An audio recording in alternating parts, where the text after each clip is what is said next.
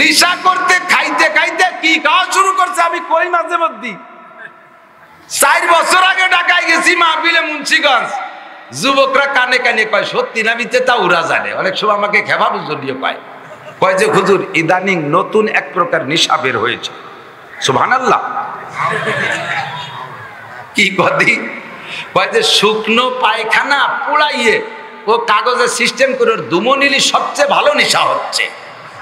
দোয়া করলাম আল্লাহ এরা শুকনো গু খাইয়ে থামিয়ে যাক, যেন কাঁচা গু এগিয়ে না খায়। বাংলাদেশের হাই স্কুল থেকে নিয়ে বিশ্ববিদ্যালয় পর্যন্ত যত ছাত্র আছে প্রত্যেক 1000 ছাত্র রক্ত পরীক্ষা করেন, কমপক্ষে 500 ছেলের রক্তের মধ্যে এবার গন্ধ পাওয়া যায়।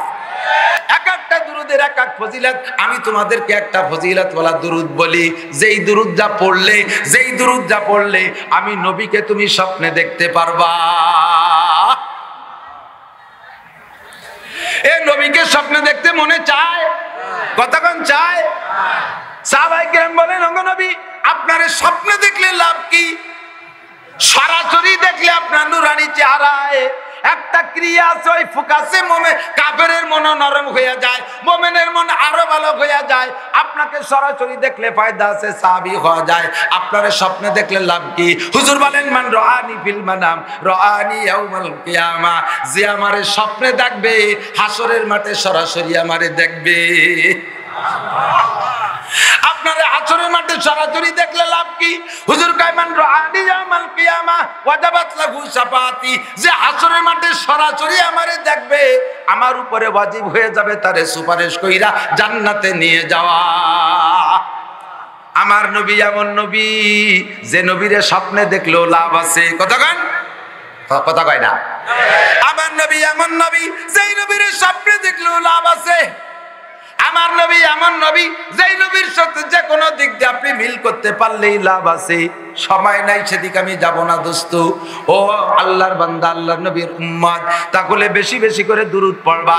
জানতে চাইতেছেন মনে মনে ওই দুরুদটা কোন দুরুদ যেই দুরুদ পড়লে নবীকে স্বপ্নে দেখা যায়। আল্লাহর নবী বলেন রাতের বেলা পারলে ওযু বানাইবা, না পারলে তায়াম্মুম করবা, পাক বিছানায় শোয়ার চেষ্টা করবা, উত্তর দিকে মাথা কইরা অর্থাৎ কিবলামুখী করে মাথা দিয়ে শোয়ার মুখ দিয়ে চেষ্টা করবা। উত্তর দিক মাথা দিলে বাংলাদেশ থেকে এই মক্কা থেকে সৌদি থেকে পূর্ব দিক যারা আমরা উত্তর দিক মাথা দিয়ে ডাঙ্কাতে হয়ে শুইলে কিবলামুখী হওয়া যায়। কিবলার থেকে যারা পশ্চিম দিক তারা দক্ষিণ দিক মাথা দিয়ে শুবি, কিবলার থেকে যারা উত্তর দিক তারা পশ্চিম দিক মাথা দিয়ে শুবি, কিবলার থেকে যারা দক্ষিণ দিক তারা পশ্চিম পূর্ব দিক মাথা দিয়ে শুবি। ডাঙ্কাত হয়ে শুইয়া ডান হাতটা গালের নিচে দিয়া 3 বার অন্তর থেকে তওবা পড়বা। আস্তাগফিরুল্লাহ আস্তাগফিরুল্লাহ আস্তাগফিরুল্লাহ। অন্তর থেকে তওবা করবা। তওবা শুধু মুখে নয়, অন্তরের তওবা রাখবা। আল্লাহ সুদ খাবো না, আল্লাহর ঘুষ খাবো না, আল্লাহ জিনা করবো না, আল্লাহ চুরি করবো না, আল্লাহ দাড়ি কাটবো না, আল্লাহ মাথায় বেকায়দা সুন্নতের খিলাফ চুল রাখবো না, সুন্নতের খিলাফ পোশাক পরবো না, আমি জীবনে আর কোনোদিন নামাজ ছাড়বো না, আমি অন্যায় অত্যাচার করবো না, মদ গাঁজা ইয়াবা ভেঙচি নীল খাবো না। এই সব গুনাহ অন্তরে আইনা অন্তর থেকে 3 বার যদি আপনি পড়েন আস্তাগফিরুল্লাহ আল্লাযী লা ইলাহা ইল্লা হুয়াল হাইয়ুল কাইয়্যুম ওয়া আতুবু ইলাইহি, আমার সাথে একটু মশক করে ফেলান। আস্তাগফিরুল্লাহ আল্লাযী লা ইলাহা ইল্লা হুয়াল হাইয়ুল কাইয়্যুম ওয়া আতুবু ইলাইহি লা হাওলা ওয়ালা কুওয়াতা ইল্লা বিল্লাহিল আলিয়্যিল আযীম। খালেস দিল থেকে 3 বার তওবা কইরা এরপরে ডান হাতটা কানের নিচে দিয়ে মুহাম্মাদি শেকেলে ঘুমাবেন। আমার দিক তাকান, মুহাম্মাদি শেকেলে শুইবেন। শোয়ার সময় আপনি সুন্নতি তরিকায় শোবেন। ঘুমের মধ্যে পরে জাওয়ায় হয়ে যাবে। ঘুমোয় গেলে মানুষের হুঁশ থাকে না। ঘুম হলো মৃত্যু সাদৃশ্য, যার কারণে ঘুমের দোয়াও হলো আল্লাহুম্মা বিসমিকা আমুতু ওয়া আহইয়া, আল্লাহ তোমার নামে মরিতেছি। মরার পরে বান্দার কোনো হিসাব নিকাশ থাকে না। কতক্ষণ মরার পরে আর কোনো অন্যায় থাকে না। আগে যা অন্যায় ছিল ওই অন্যায়ের বিচার হবে। ঘুমটা হলো মরণের সাদৃশ্য। ঘুম হয়ে যাওয়ার পরে মানুষের ওই ঘুমের মধ্যে যা কিছু উল্টো পাল্টা হবে ওর কোনো হিসাব নাই। ঘুমের থেকে উঠে দেখছেন লুঙ্গিটা পরনে নাই, ঘুমের থেকে উঠে দেখেন লুঙ্গি গলায় পেঁচানো, প্যান্টটা খাটের নিচে পড়ে গেছে, ওই তো আপনার লেখা হবে না। কিন্তু শোয়ার সময় সুন্নতি তরিকায় শুতে হবে। আমার দিক তাকান, আমার বডির দিক তাকান, খুব এদিক তাকান, দেখা যাচ্ছে। এইভাবে যদি আমি উত্তর দিক ডাইন কাতে শুয়ে পড়ি আমার বডিটা মোহাম্মদ শব্দ লেখা হয়ে গেছে। এমন করে যদি পারে একটু ভাঁজ করে ডান দিক কায়ত হয়ে শুই, আমার বডিটা মোহাম্মদ শব্দ লেখা হয়ে গেছে। মাথায় মিম, এই কেনুর থেকে এইটুক হা, পাছাটা আর একটা মিম, হাঁটুর নিচে ওইটুক দাল, মিলছে না? মাথাটা মিম, কেনুর থেকে এইটুক হা, আর পাছাটা আর একটা মিম, আর হাঁটুর নিচে দাল। মুহাম্মাদি ফিগার নিয়া, মুহাম্মাদি শেকেল নিয়া, মুহাম্মাদি বডি বানাইয়া, ডান কাতে পশ্চিম দিক শুইয়া ওই দুরূদ পড়বা, আল্লাহুম্মা সাল্লি আলা, পড়েন আল্লাহুম্মা সাল্লি আলা রূহি মুহাম্মাদিন ফিল আরওয়াহ ওয়া আলা জাসাদে মুহাম্মাদিন ফিল আজসাদ ওয়া আলা কবরে মুহাম্মাদিন ফিল কুবুর। আল্লাহ নবী বলেন এই দুরূদটা পারলে শোয়ার সময় 40 বার, না পারলে 7 বার, না পারলে কমপক্ষে রেগুলার 3 বার করে পড়ে শোও। খালেস তওবা করবা, এরপরে দুরূদ পড়বা। সর্বোচ্চ 40 দিন, একদিনও মিস করবা না। 40 দিন এই আমল করলে তুমি আমি নবীকে স্বপ্নে দেখতে পারবা। আমার যদি স্বপ্নে দেখো কিয়ামতের মাঠে কোটি কোটি মানুষের মধ্যে আমারে দেখবা, আর আমার সাথে যদি তোমার দেখা হইয়া যায়, তাহলে তোমার বাম্পার ফলন, তোমার বিশাল ইনকাম আমি নবীর উপরে ওয়াজিব হয়ে যাবে তোমারে সুপারিশ কইরা জান্নাতে নেওয়া। ও দোস্ত, রবিউল আউয়াল নাই, বেশি বেশি করে দুরূদ পড়বো, ইনশাআল্লাহ ফজিলত পাবো। আল্লাহ আমাদের তৌফিক দান করে, বলেন আমিন। আমার নবীর আদর্শ আলোচনা করা মানে 30 পারা কোরআন শরীফ আলোচনা করা। কতক্ষণ? 30 পারা কোরআন শরীফ আলোচনা করা, নবীর পুকুটে জিন্দেগির আদর্শের আলোচনা করা। মাওলানা বলেছেন, আর উলামায়ে কিরাম বলেছেন, এই মাসটা শুধু মিলাদুন নবীর মাস না, এই মাসটা আসলে আলোচনার মাস, হলো সিরাতুন নবীর আলোচনা মাস। এই মাসটা হলো আখলাকুন নবীর আলোচনার মাস, নবী পাকের আখলাক আর সিরাত আর চরিত্রের আলোচনার মাস। এবার গোটা জিন্দেগির সিরাত আর আখলাকের আলোচনা করতে গেলে 30 পারা কোরআন শরীফের পুরো তাফসীর করা লাগবে, যা আপনাদেরও ধৈর্য কুলাবে না, আমাদেরও সম্ভব হবে না। একটু একটু করে আলোচনা করে আগাই। আমার নবীর আদর্শ আর সিরাতের মধ্যে নবী পাক সাল্লাল্লাহু আলাইহি ওয়াসাল্লাম বলেন, হে দুনিয়ার মুসলমান, তোমাদের কাছে আমি জিজ্ঞেস করি, নবীও জিজ্ঞেস করেছেন, নবীর পক্ষ থেকে আমি জিজ্ঞেস, আমার দিক এদিকে যারা মুরব্বী হয়ে গেছেন, ছেলেমেয়ের বাপ হয়েছেন, তারাও জবাব দেবেন। আর যারা বিয়ে করিস নাই, যুবকরা এদিক টাকা, আল্লাহ বাসালি বিয়ে করবি, সংসার হবে, তুই একদিন আব্বা হবি। ঘুমিয়ে আছে শিশুর বেতা, সব শিশুরই অন্তরে। কতক্ষণ? সবাই আব্বা হবাই আশা তোমার আছে। আমি একটু জিজ্ঞেস করি, যারা আব্বা হইছেন, সন্তান আছে আপনাদের, আর যারা আব্বা হবা, তোমরা এখন সন্তানের কাতারে আছো, কেউ কি তামান্না করেন, কেউ কি চান যে আমার ছেলেটা গাঁজাখোর হোক, আমার ছেলেটা আন্তর্জাতিক খ্যাতি সম্পন্ন নুসব, কথা কয় না, আপনার ছেলেটা চোর হোক, ডাকাত হোক, মস্তান হোক, সন্ত্রাস হোক, বিয়াদব হোক, ফেন্সিডিল খোর, ইয়াবা খোর, সাইগু খোর, নিশা করতে খাইতে খাইতে কি খাওয়া শুরু করছে, আমি কই মাঝে মধ্যে 4 বছর আগে ঢাকায় গেছি মাহফিলে মুন্সিগঞ্জ, যুবকরা কানে কানে কয় সত্যি না মিথ্যে তা ওরা জানে। অনেক সময় আমাকে খেপাবো জড়িয়ে কয় যে হুজুর ইদানিং নতুন এক প্রকার নেশা বের হয়েছে। সুবহানাল্লাহ। কি কদি কয় যে শুকনো পায়খানা পোড়াইয়ে ও কাগজের সিস্টেম করে দুমনিলি সবচেয়ে ভালো নেশা হচ্ছে। শূন্য পায়খানা পোড়াইয়া দুমনিয়ে নেশা করে। আমি বলি এগুলো কি চলছে? বলে হ্যাঁ, এগুলো অ্যাভেলেবেল। দোয়া করলাম, আল্লাহ এরা শুকনো গু খাইয়ে থামিয়ে যাক, যেন কাঁচা গু এগিয়ে না খায়। বলেন আমিন। টের বাচ্চারা কোন জায়গায় আমিন কবে? ওরা যেন আওয়াজ আবার না খায়। বলেন আমিন। আপনার ছেলেটা পাশাবের প্যান্ট পরে গুরুক, এটা কি আব্বা চান? আপনার ছেলেটা আর এক বাড়ির একটা যুবতী মাইয়েরে নিয়ে এসে উঠুক আবাদে বিয়ে ছাড়া, এইটা কোন কোন আব্বা চান? চান কেউ? যারা আব্বা হয়েছেন তারাও চান না, যারা আব্বা হবার তারাও চাও না যে আমাদের সন্তানগুলো এত নষ্ট হোক, কেউ চায়?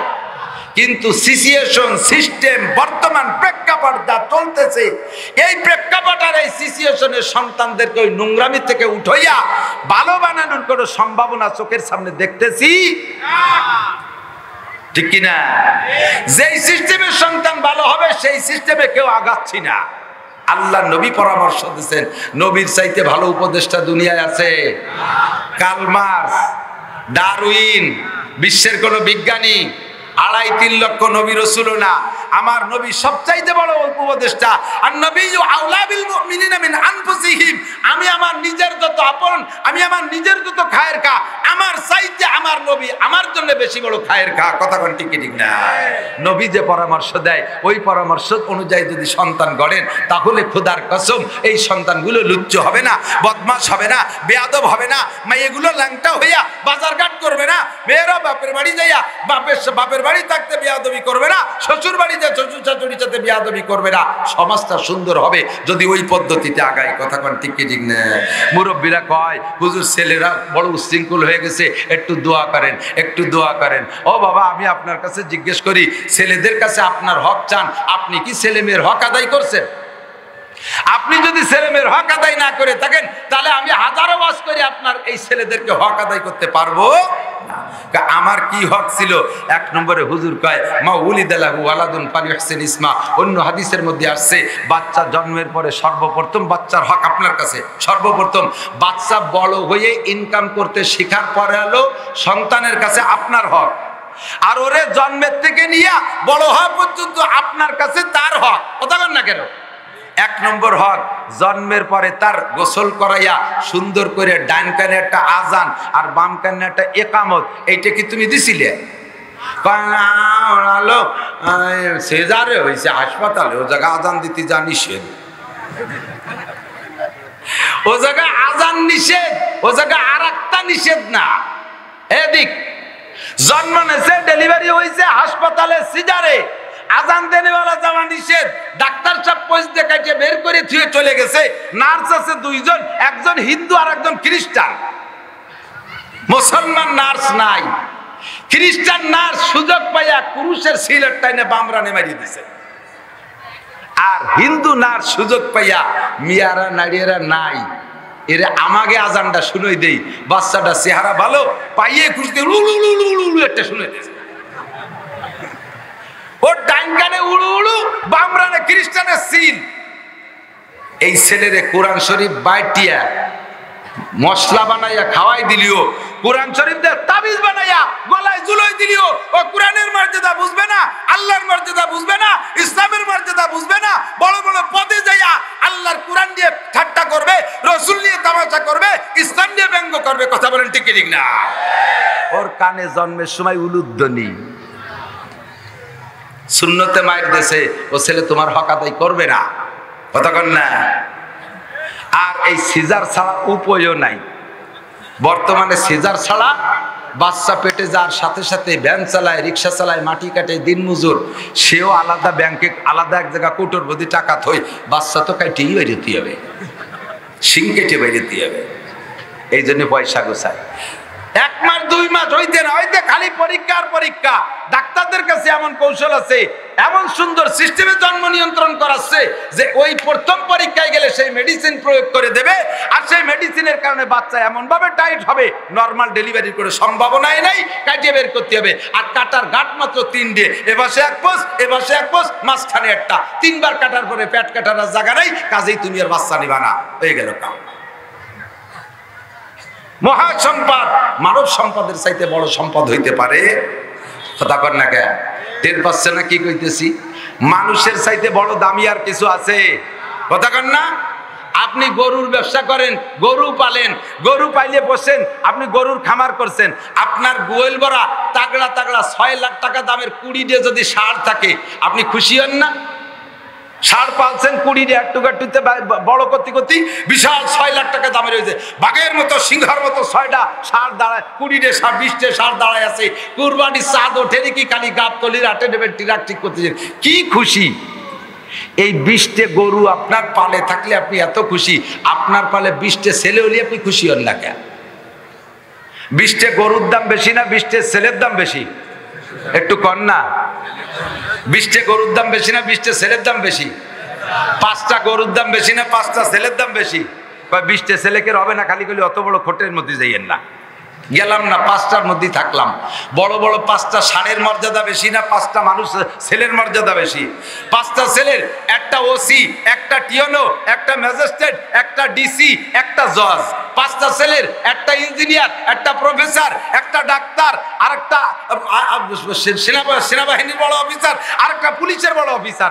5টা ছেলে, একটা হাফেজ, একটা মাওলানা, একটা মুফতি, একটা মুহাদ্দিস, একটা সাইকুলাদিস। আর 5টা গরুর, একটা মুফতি, একটা মুহাদ্দিস, একটা ডাক্তার, একটা ইঞ্জিনিয়ার, আর একটা সেনা প্রধান। 5টা গরু এ হবে কোনোদিনও?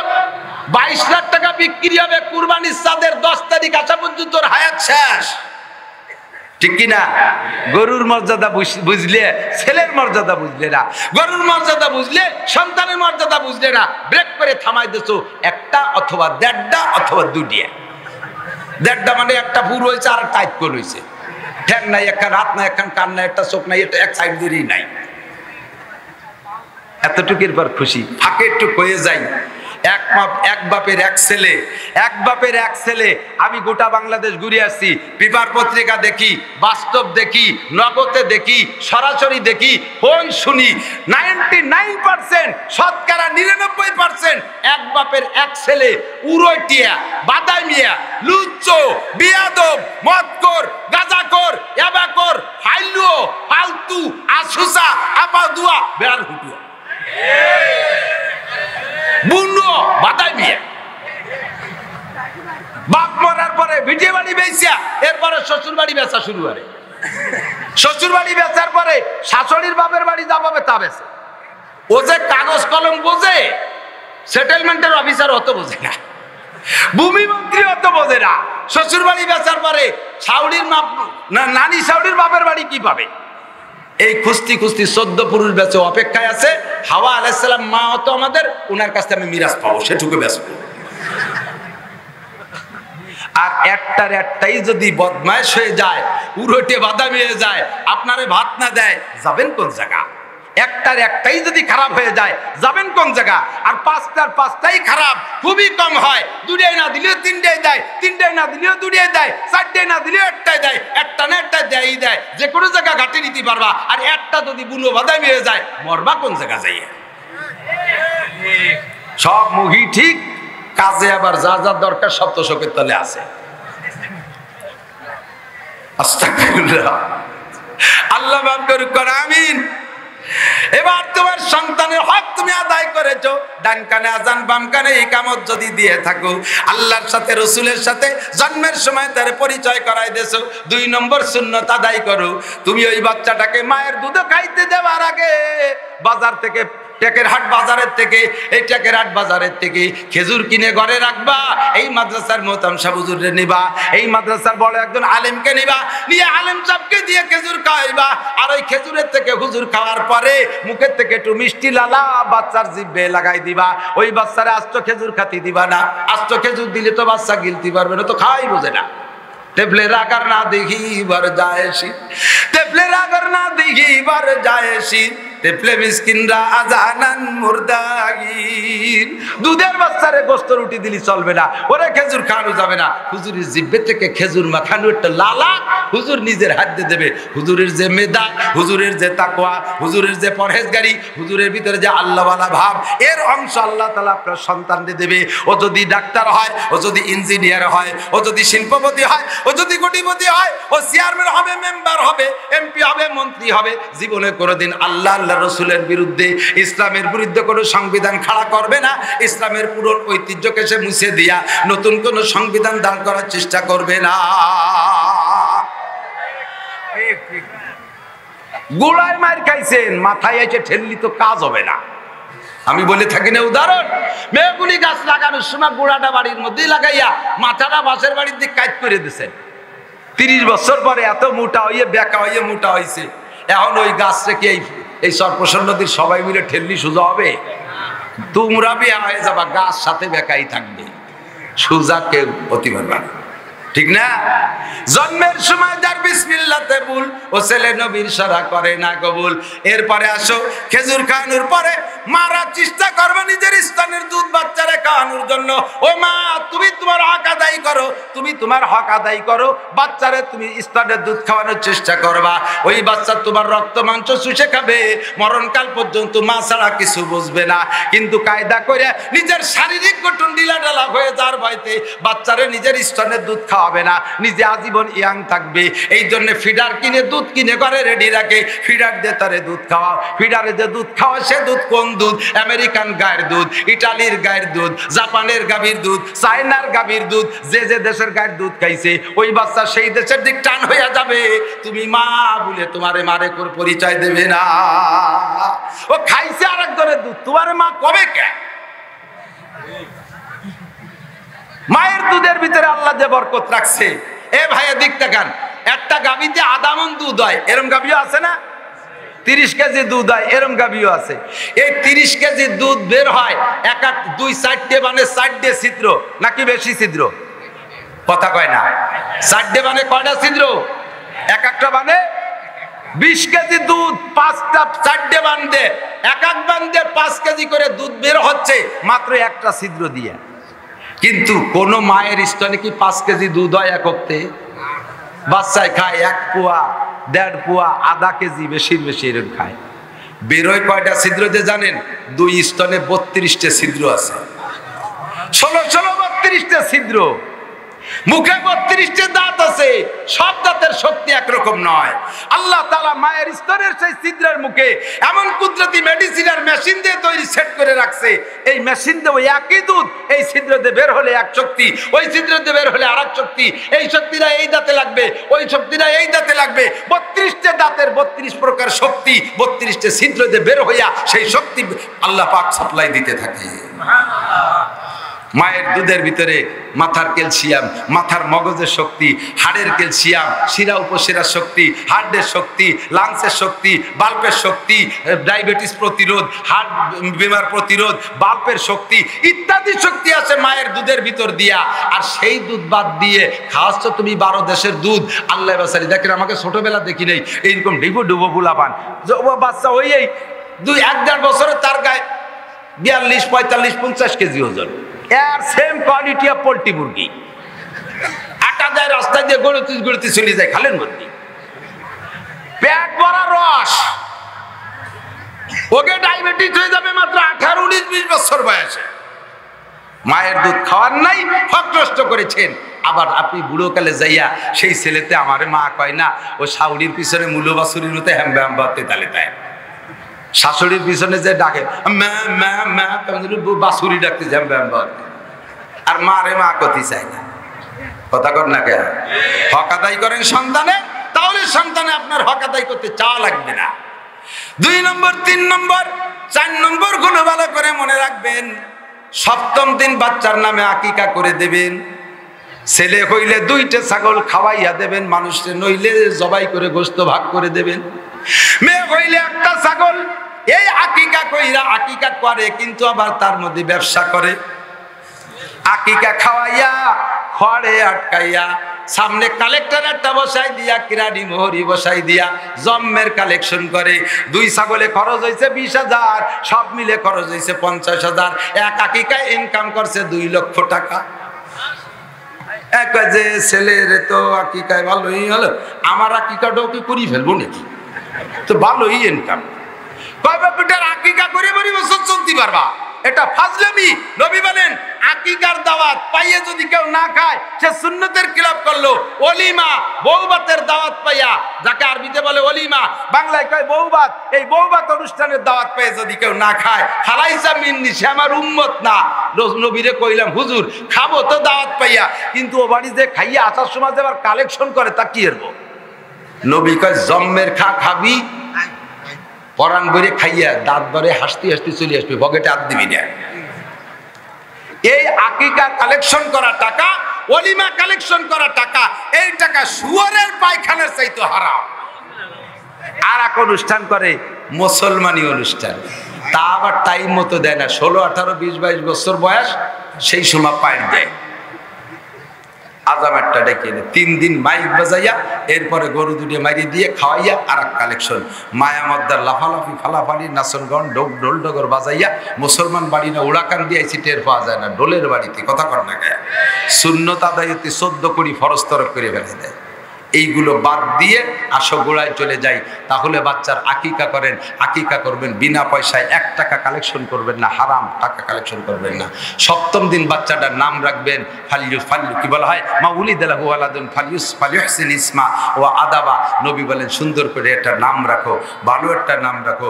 এই মাদ্রাসার হযরত মাওলানা মুস্তাফা সাহেব রহমাতুল্লাহ আলাইহির নামের সাথে নাম মিলেও এই নামটা মুহাম্মদুর রাসূলুল্লাহ মুস্তাফা সাল্লাল্লাহু আলাইহি সাল্লামের নামের সাথে নাম মিলে যাবে। কথা কোন ঠিক না? ও তো সব পুরোর নাম, নিউ নাম রাখতে হবে। নিউ নাম রাখতে রাখতে রাখতে রাখতে যা ছাতা মাথা আওয়াজ আবার রাখে তা কইয়ে ডাকতিও লজ্জারে বমি আসে। ফেরেশতারাও নাম কছিল লজ্জা পাবে, ইয়ে কয় কি ইয়ে লাড্ডু বল্টু জুয়েল টুয়েল টুলু লুলু সেনু মেনু এ কি নাম?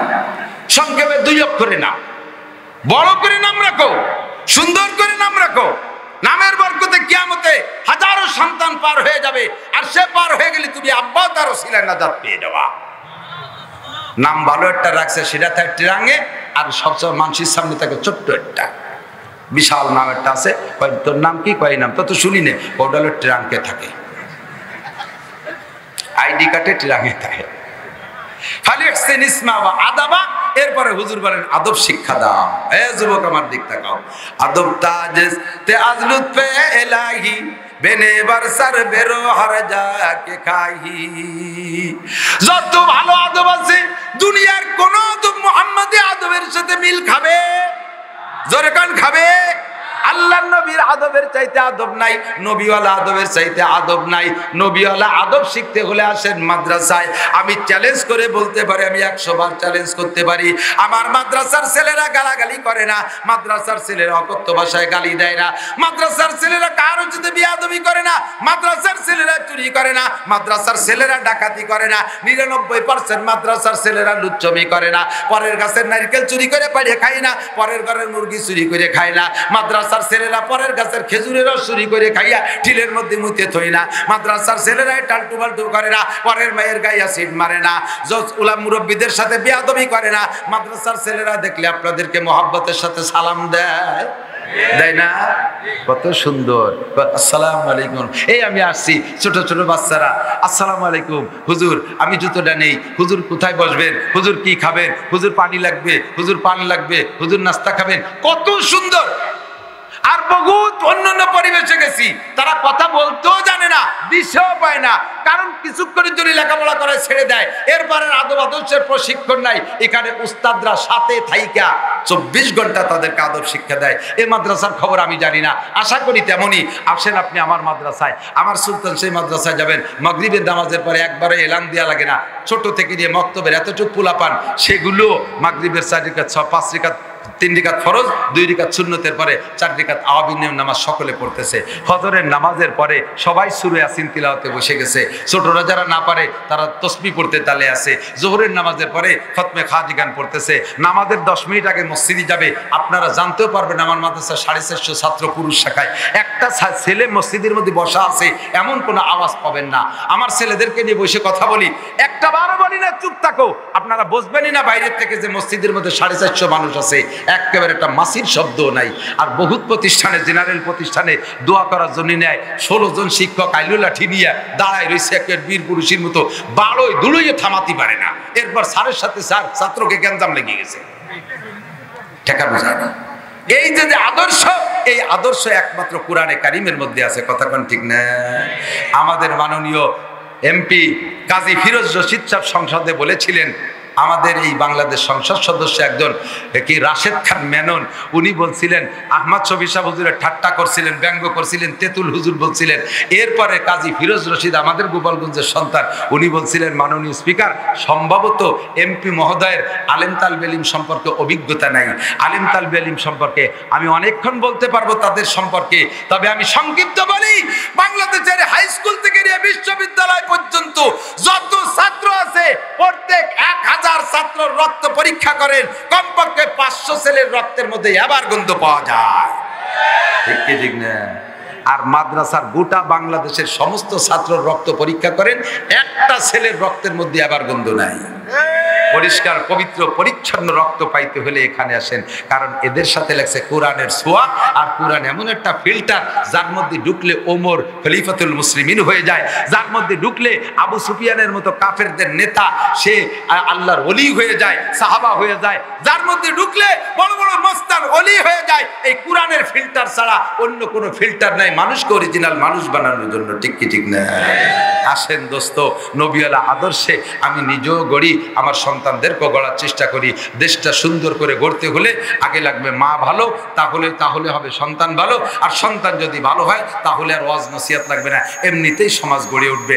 আল্লাহ তাআলা আমাদের সকলের সন্তানদেরকে নেক সন্তানে পরিণত করুক। সবাই বলি আমিন।